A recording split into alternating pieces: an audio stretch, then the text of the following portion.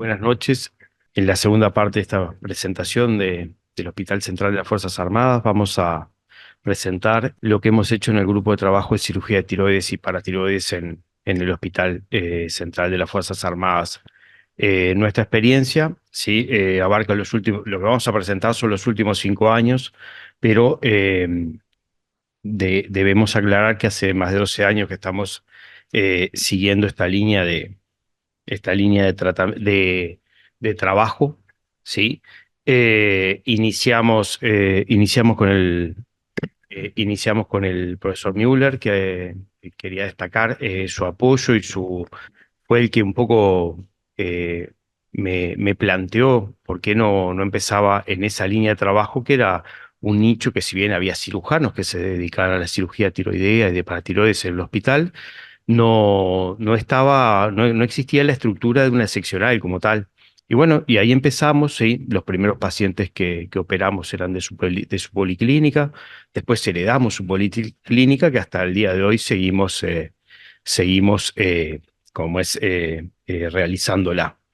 Bien, como ustedes saben, el Hospital Central de las Fuerzas Armadas fue pionero en el Uruguay en trabajar y en la estructura de seccionales o unidades de trabajo.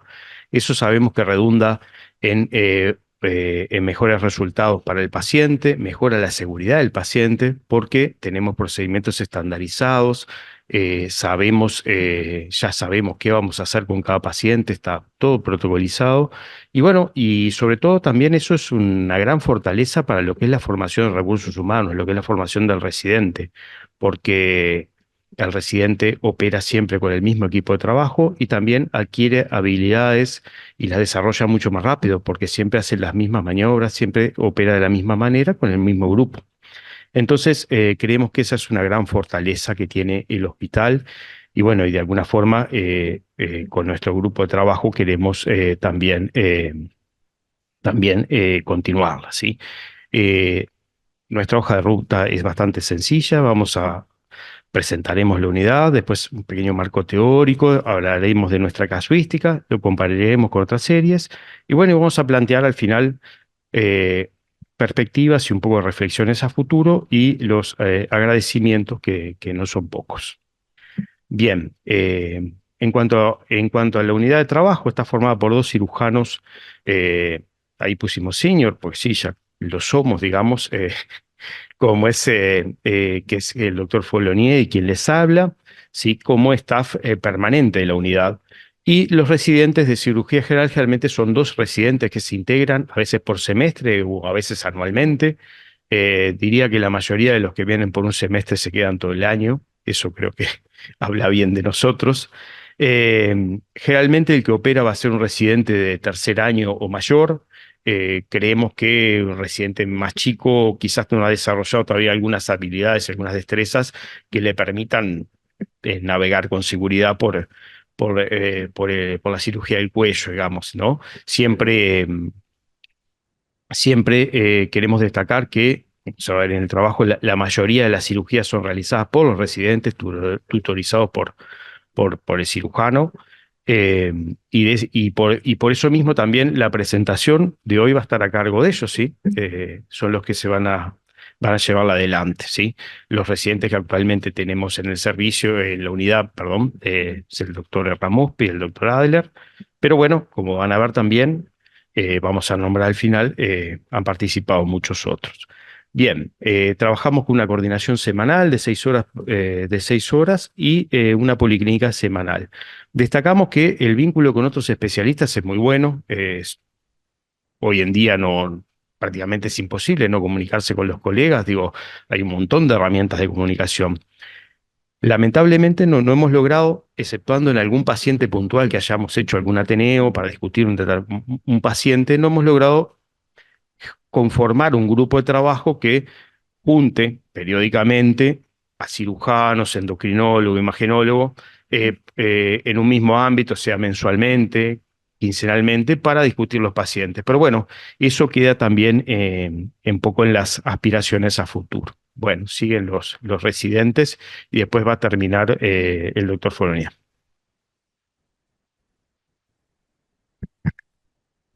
Bueno, buenas noches para todos. Yo voy a continuar un poco con lo que es un breve marco teórico, ¿no? Las patologías tratadas en la unidad son, como sabemos, patología tiroidea benigna, sobre todo bocio tiroideo y neurotiroideo, la patología tiroidea maligna, el cáncer de tiroides y la patología paratiroidea, el hiperparatiroidismo primario y secundario.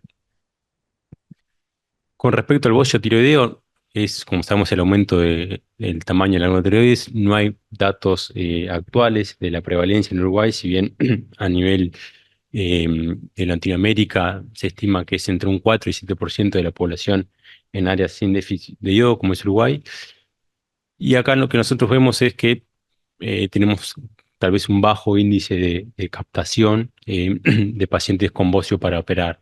Posiblemente porque, bueno, el hospital reúne pacientes de todo el territorio nacional y esos pacientes muchas veces les es difícil acceder a una consulta con un endocrinólogo, que es en definitiva el que luego nos termina contactando en los casos de, bueno, de bocios con indicación quirúrgica, como dice ahí, que son los sintomáticos, que por lo general suelen ser los grado 3 y grado 4, los nódulos con sospecha o confirmación de malignidad, y por último, pero no menor, por razones estéticas. Con respecto al cáncer de tiroides, sabemos que es un cáncer frecuente en nuestro país, sobre todo en el sexo femenino. Estos son datos del Registro Nacional del Cáncer del 2016 a 2021, donde se sitúa en el quinto lugar en el sexo femenino, ¿no? Y la incidencia va en aumento. Em, Como vamos a ver en nuestra serie, y es a nivel mundial, ¿no? El carcinoma papilar es ampliamente el más frecuente, ¿no? Entre el 70 y 80% de los casos. Bueno, con respecto al estudio de la enfermedad tiroidea, los pacientes por lo general no lo son derivados de policlínica de endocrinología. La ecografía tiroidea es el método de estudio de elección, pero nosotros también tenemos muy en cuenta la tomografía computada, sobre todo en pacientes con bocios voluminosos, grado 3, grado 4, cuando sospechamos relaciones y repercusión sobre el eje visceral, cuando presenta un componente intratorácico o, bueno, entre la sospecha de malignidad con invasión de estructuras adyacentes. Bueno, ahora vamos a meternos ya en lo que en la casuística. Esta casuística va de los pacientes operados desde enero del 2020 hasta diciembre del 2024. Nos basamos en una base de datos electrónica de bloque quirúrgico y en las historias clínicas electrónicas, donde fuimos revisando consultas en policlínica, consultas pre y posoperatorias, descripción operatorias, anatomía patológica, laboratorio y estados de internación.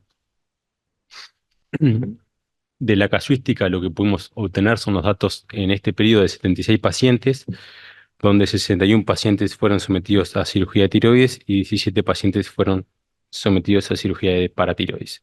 Acá si uno hace la suma da 78 pacientes, pero es que dos pacientes se realizó una cirugía de tiroides y paratiroides en el mismo acto.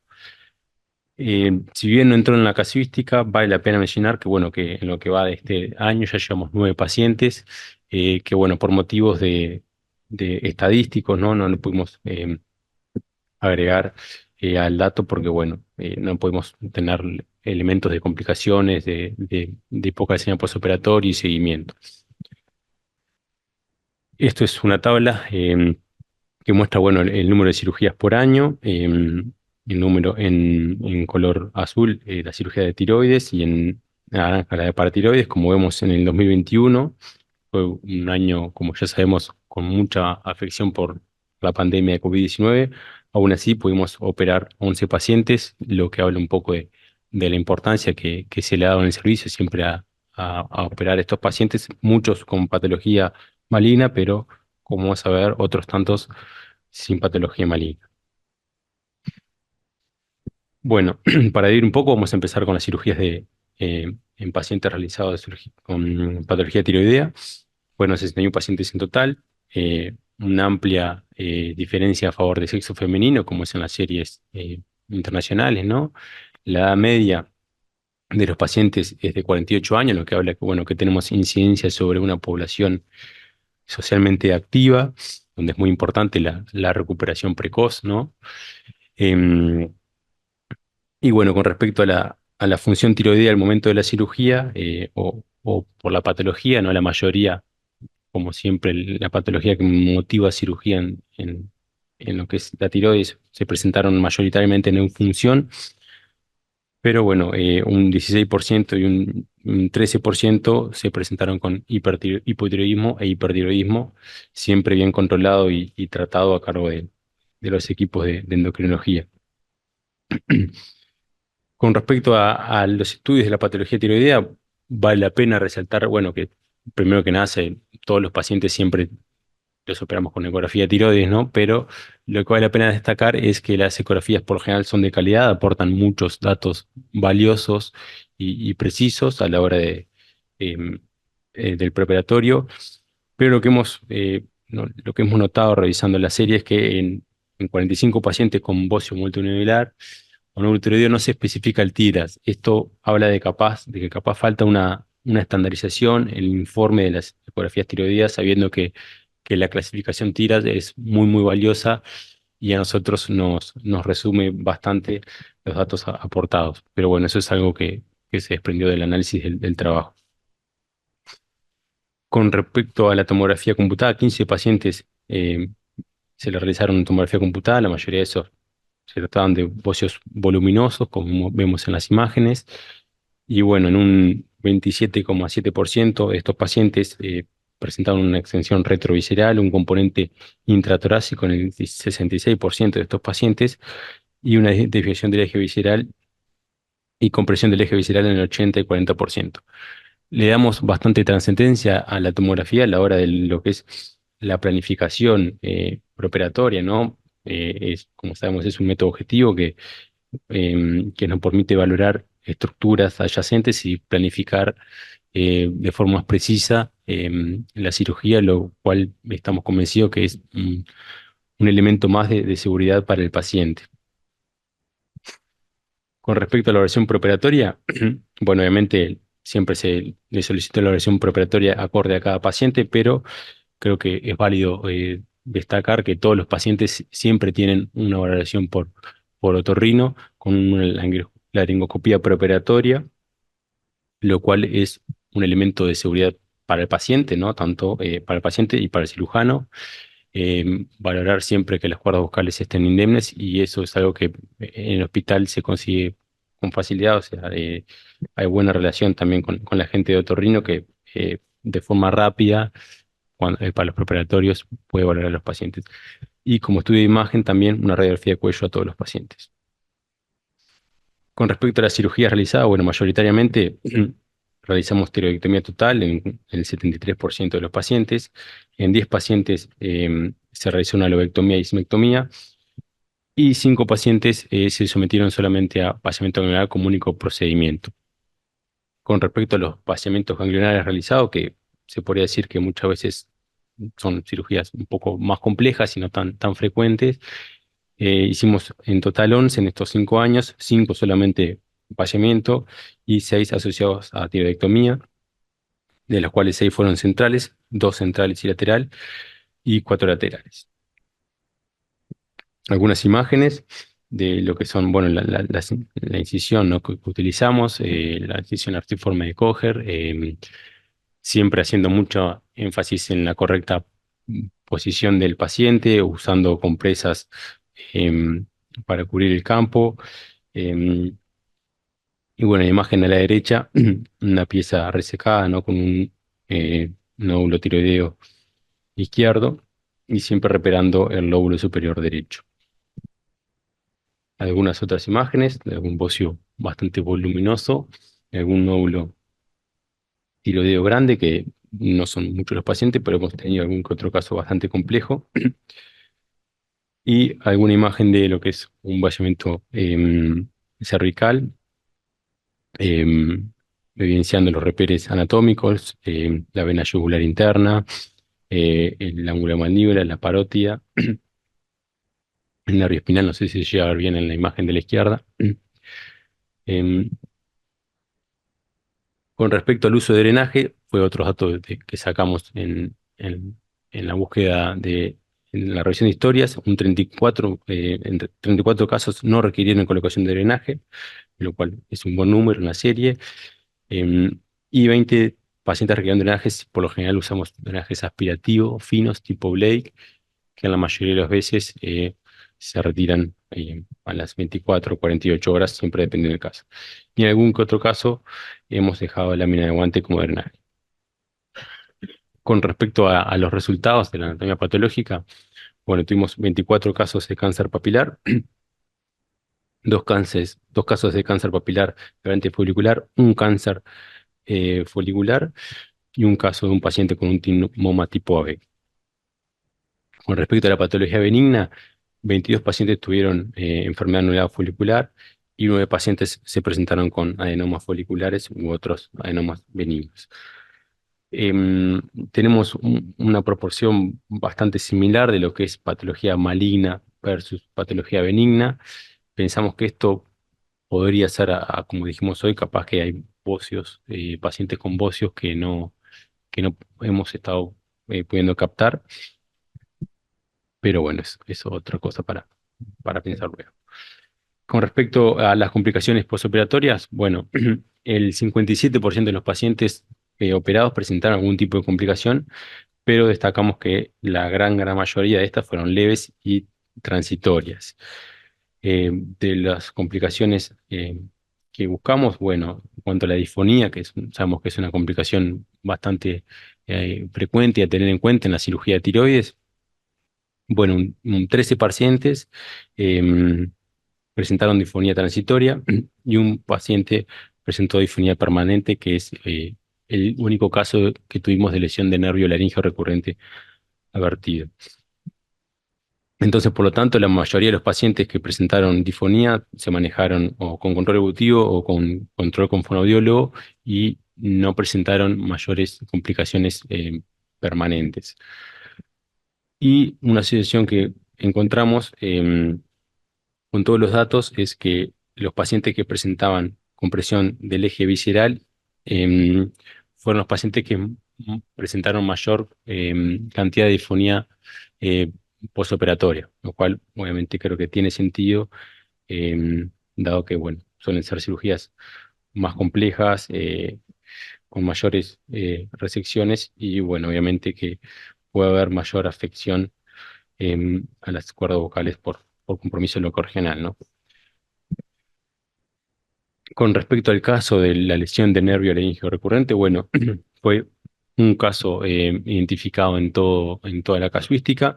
Se trataba de una paciente de 47 años, de 45 años con un bocio voluminoso de grado 3 que tenía un gran efecto de masa que lateralizaba el eje visceral a izquierda y bueno, fue una disección advertida, ¿no? La paciente lo que presentó, obviamente, fue una parálisis de la cuerda vocal izquierda, disfonía y disfunción de gluteofaringea, pero afortunadamente presentó una mejoría con fonoaudiología y no requirió mayores procedimientos.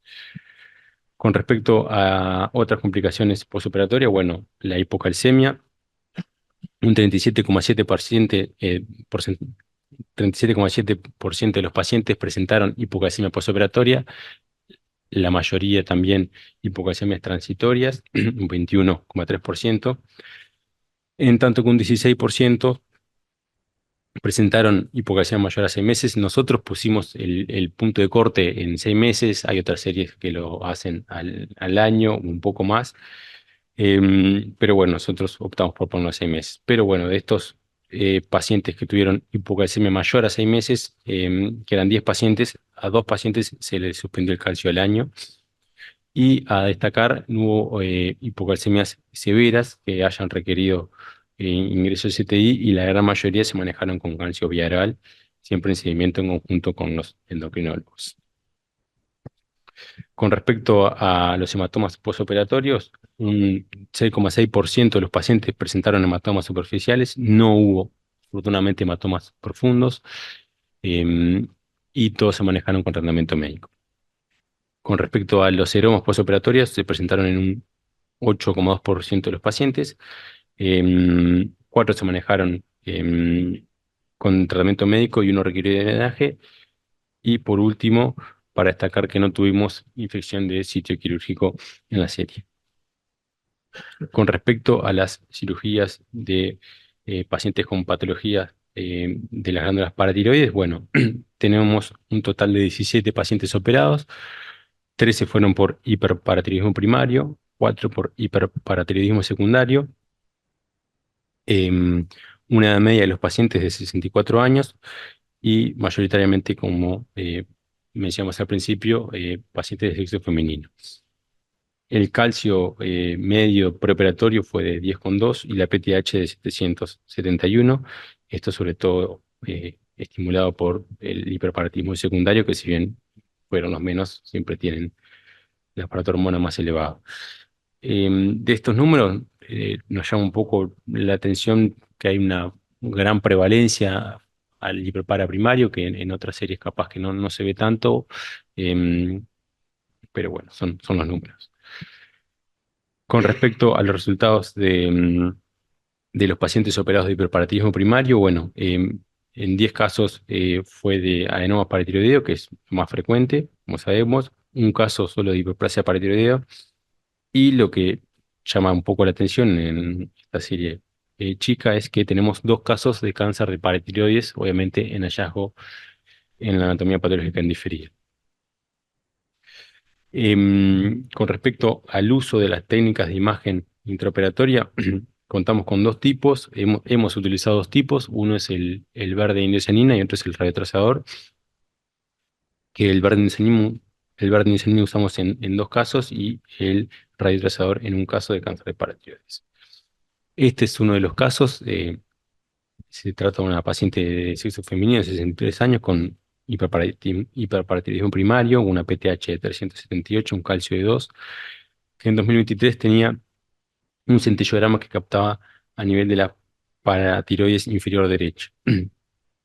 En noviembre de ese año se realizó la resección quirúrgica del adenoma, pero en los meses subsiguientes presentó una persistencia de PTH elevada y de calcio elevado, por lo cual se le hizo un nuevo centellograma que, ahí tenemos la imagen, captaba a nivel tenía una hipercaptación anormal por detrás y por debajo del polo inferior derecho en el mediastino posterior.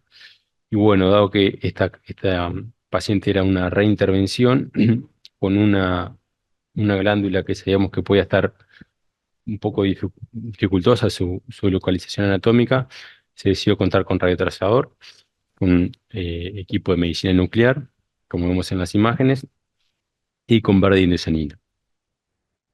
Ahí en las imágenes se ve usando la gamma cámara y localizando la paratiroides patológica. Esta es una imagen del intraoperatorio, una vez localizada, y de la pieza una vez resecada. De ese paciente, bueno, la anatomía patológica dio un carcinoma paratiroideo que, bueno, con el tratamiento quirúrgico fue suficiente. Con respecto a los resultados de esta serie, bueno, 9 casos tuvieron una curación total con el tratamiento quirúrgico, normalizando los niveles de PTH. En 6 casos hubo una persistencia de niveles de PTH por encima de valor normal, pero sin expresión clínica de hiperparatiroidismo ni de hipercalcemia, lo cual no motivó a ninguna reintervención. Pero un caso sí, que fue el caso que mencioné recién, de persistencia de hiperparatiroidismo clínica y paraclínica, que requirió reintervención. Con respecto a las complicaciones en los pacientes operados de patología paratiroidea, se dieron solamente en 5 pacientes, fueron menores, un paciente con disfonía transitoria, un paciente con hipocalcemia transitoria y hematomas superficiales en 3 pacientes. A continuación, el doctor Adler va a hacer una comparación con otras series en una búsqueda bibliográfica. Buenas noches. La idea de esta parte de la presentación es comparar los números de nuestra unidad en comparación a series de otros países, tanto a nivel, bueno, primero con una serie nacional, con series regionales y también con series a nivel internacional, a nivel europeo. La idea de esto no es tanto el tema de la comparación de los números, sino justamente el poder ver cómo se ubica nuestra serie a estos niveles y poder tomar o sacar ideas de otras líneas de trabajo.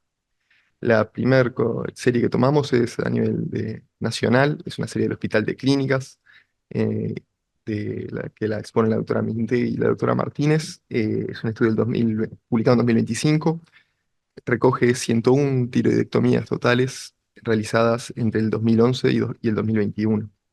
De este número vemos que varias similitudes con los nuestros. Ellos tienen un 59% de complicaciones. eh, Como vemos, el 48% fueron hipocalcemias transitorias, un número un poco más elevado que el nuestro, y un 8,9% de hipocalcemias permanentes. Con respecto a las lesiones de nervio laringio recurrente, ellos tienen casi un 8% registrados, sin lesiones bilaterales, hemorragias intraoperatorias del 3% y hematomas del 1%. Vemos que son una serie que más o menos es comparable con la nuestra, no tanto por el número de pacientes, ellos tienen unos tantos más que nosotros, pero sí a nivel de resultados. Después, para compararlo a nivel regional, tenemos dos estudios de Argentina. Este fue un estudio presentado en el Congreso Argentino de Cirugía en 2013, el Hospital de Clínicas de Buenos Aires. Señalar aquí que esta serie toma 110 tiroidectomías totales en pacientes con bolso multinodular. Hay que tener en cuenta que en la mayoría de las series que se ven publicadas, a diferencia de la nuestra, que es un poco más acotada en tema de números, hacen el análisis de las comparaciones en base a las distintas patologías. Nosotros tomamos las complicaciones de toda nuestra unidad. Estas lo hacen para las tiroidectomías totales por bocio multinodular, por patología neoplásica, y eso lleva siempre a diferencias en los resultados, obviamente. Unas complicaciones registradas del 20%, menos de la mitad de nuestra serie, hipocalcemias transitorias del 11%, también algo así como la mitad, y hipocalcemias permanentes del 2,7%. Lesiones de nervio laringio recurrente de casi 1% y hematomas de 3%. Otro estudio a nivel argentino del Hospital Alemán, publicado en 2020, analiza una serie de casos de 918 tiroidectomías totales realizadas, en el que se desarrollaron 22% de hipocalcemia. Este estudio solo analiza las hipocalcemias y los factores de riesgo para padecer una, y lo que se destacaba como factor de riesgo era el aumento de la glándula de la pieza que se lleva anatomía patológica mayor a 30 gramos y la experiencia del cirujano que lo opera, ¿no? Que sean cirujanos especializados en la patología del cuello. Ya a nivel, saliendo de la región, yendo hacia Europa, nos pareció interesante traer esta serie de casos hecha en Italia, en Palermo, la que reúne 340 procedimientos en los que se registraron 17% de complicaciones, con un 9,4% de lesiones del nervio laringio recurrente, 2 casos de lesión bilateral, y esto nos pareció importante tener en cuenta esto que está señalado en azul, que esta serie tiene el uso de la monitorización del nervio laringio recurrente utilizada en todos los procedimientos, algo con lo que nosotros no contamos, y bueno, que son de esas herramientas que siempre se tienen vistas de poder incorporar en algún momento, pero bueno, ver que esta parte de la tecnología no es lo único a la hora de la cirugía. Después, con respecto a las hipocalcemias, vemos un dato que nos parecía de particular interés, que es el punto de que las hipocalcemias transitorias tienen un registro de 3,7%, sumamente bajo en comparación a nuestro 91%, pero que si algo que hay que destacar es que ellos llevan un protocolo en el posoperatorio, que todos los pacientes sometidos a la tiroidectomía total utilizan calcio bioral por los 20 días del posoperatorio siguiente. Se controla el calcio a las 24 horas, pero bueno, como vemos, claramente las hipocalcemias transitorias están disminuidas porque ya estarían tratadas previamente, ¿no? Lo tomamos como una línea de trabajo que, bueno, en la que se podría indagar en algún momento en si es utilizable aquí o no. Después, este estudio nos pareció importante traerlo. Es un estudio hecho en Estados Unidos con una serie de casos de la Sociedad Americana de Cirugía, en el que fue publicado en una revista de otorrinolaringología india, que toma 11.595 casos de tiroidectomías totales y lo lleva en realidad para el lado de la comparación de la cirugía general versus los otorrinos, de los resultados según quién opera el paciente, los resultados que tienen.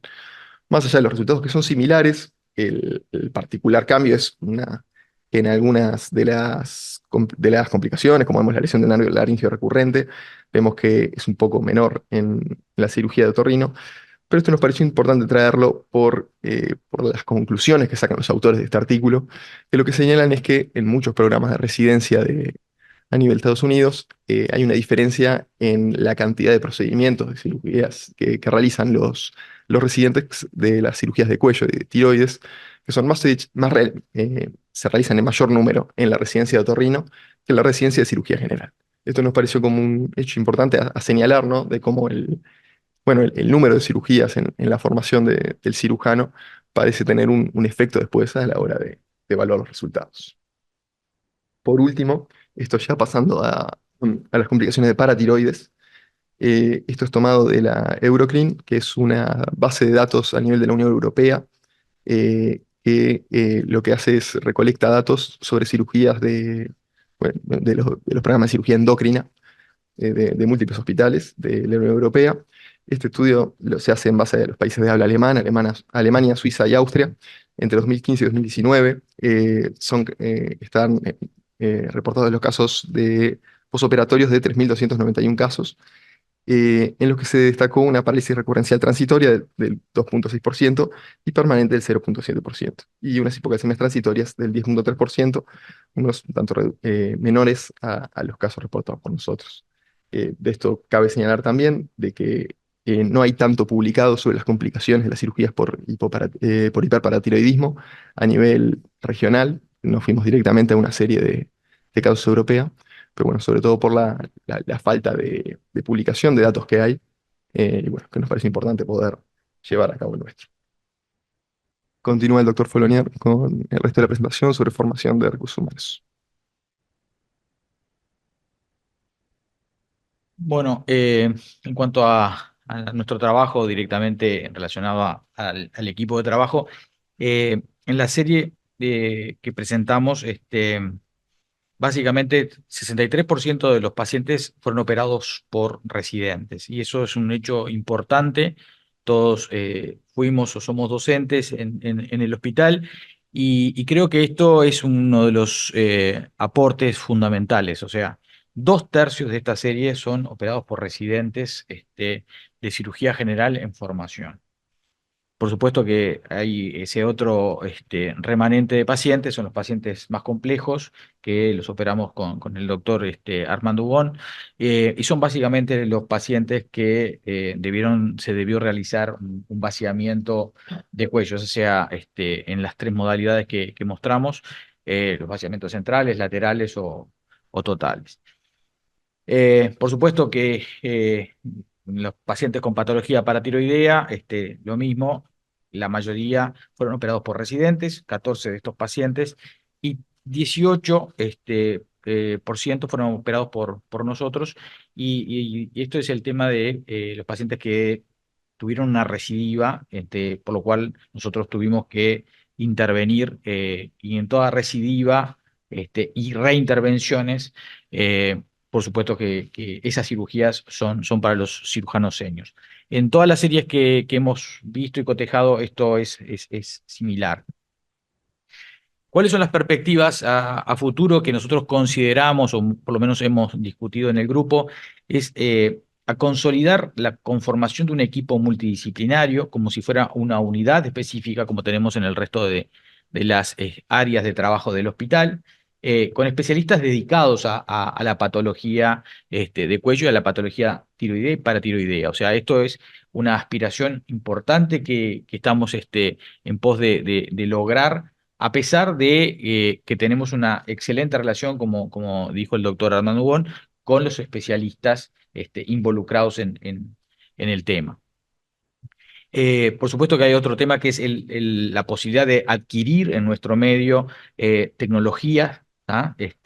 Básicamente sabemos que en otras especialidades y en otras áreas la magnificación es un punto fundamental, y de técnicas de imágenes intraoperatorias, como que nosotros hemos utilizado la posibilidad de poder contar con la tecnología del verde indocianina y las cámaras respectivas en forma periódica. Esto está en pleno desarrollo en nuestro país. Hemos logrado tener una excelente relación con los colegas del Hospital de Clínicas, con el doctor Juan Pablo Gambini, básicamente, que es un investigador, docente, y que cada vez que le hemos requerido en el hospital ha venido por interés académico, básicamente, y ha estado apoyándonos en forma permanente.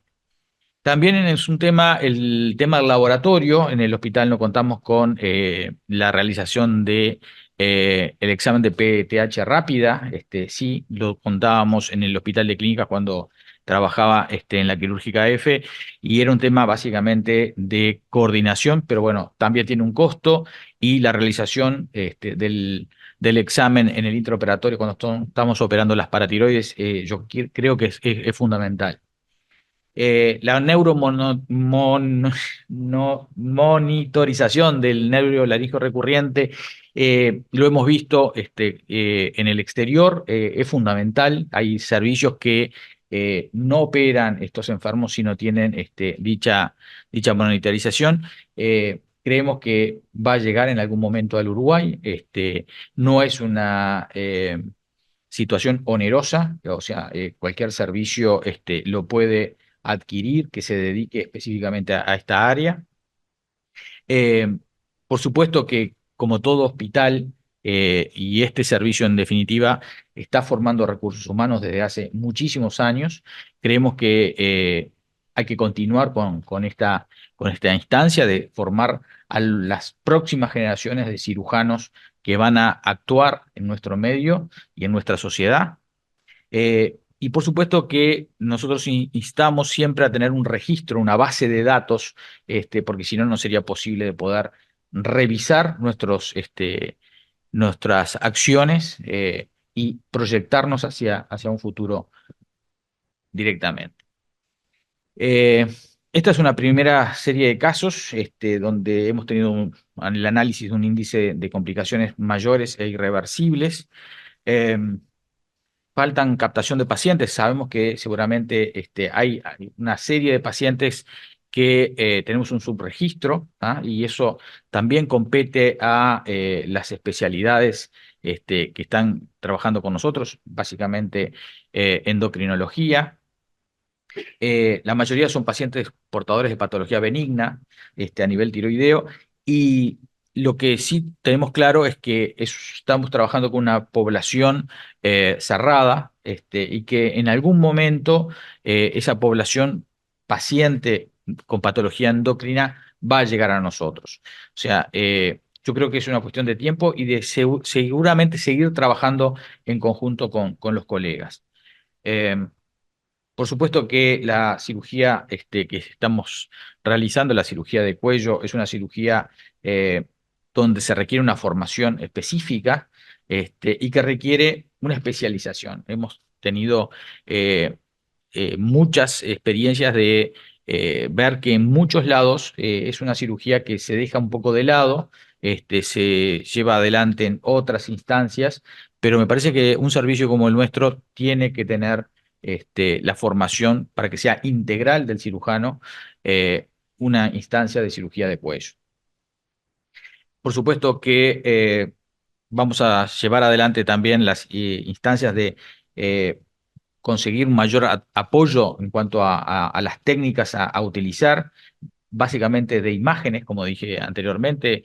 La utilización de las gamas cámaras con verde indocianina, creemos que es importantísimo poder contar con ellas en forma rutinaria, y esto se beneficia básicamente en mejores resultados en cuanto a la seguridad del paciente, o sea, la localización en el intraoperatorio, que no solamente la experiencia del equipo quirúrgico es fundamental, y es lo que se venía haciendo desde hace tiempos inmemoriales. Hoy por hoy, el equipo quirúrgico es muy importante, pero contar con la posibilidad de tener técnicas de imagen intraoperatorias, sin lugar a dudas, es la sumatoria de la misma.